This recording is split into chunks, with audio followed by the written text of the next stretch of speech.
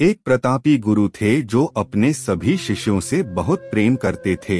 अपने शिष्यों के हर गुणों और कमियों के बारे में पता कर उन्हें भविष्य के लिए तैयार करते थे। उनका एक ही मात्र लक्ष्य था कि उनका हर एक शिष्य जीवन के हर पड़ाव पर हिम्मत से आगे बढ़े। उनके सभी शिष्यों में एक शिष्य था जो अत्यंत भोला था, स्वभाव का बड़ा ही कोमल और सरल विचारों वाला था, लेकिन वह बहुत ज्यादा आलसी था। आलस के कारण ही उसे कुछ भी पाने का मन नहीं था। वो बिना कर्म के मिलने वाले फल में रुचि रखता था। उसका यह अवगुण गुरु को बहुत परेशान कर रहा था। वे दिन रात अपने उसी शिष्य के विषय में सोच रहे थे।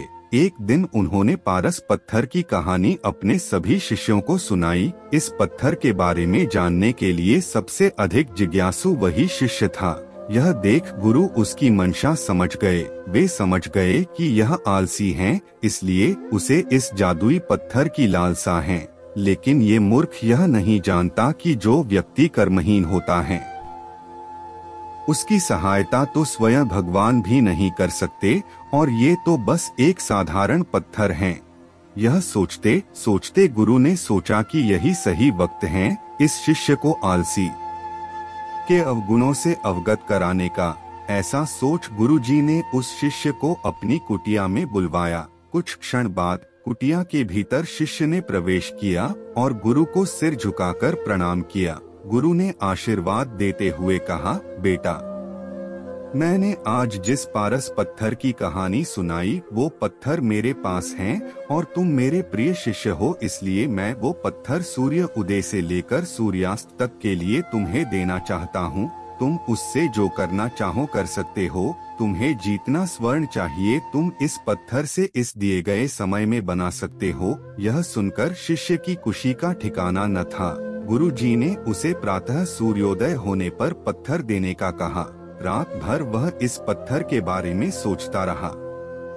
दूसरे दिन शिष्य ने गुरुजी से पत्थर लिया और सोचने लगा कि कितना स्वर्ण मेरे जीवन के लिए काफी होगा, और इसी चिंतन में उसने आधा दिन निकाल दिया। भोजन कर वो अपने कक्ष में आया। उस वक्त भी वह उसी चिंतन में था कि कितना स्वर्ण जीवन व्यापन के लिए पर्याप्त होगा, और यह सोचते सोचते आदतानुसार भोजन के बाद उसकी आंख लग गई, और जब खुली तब दिन ढलने को था और गुरुजी के वापस आने का समय हो चुका था।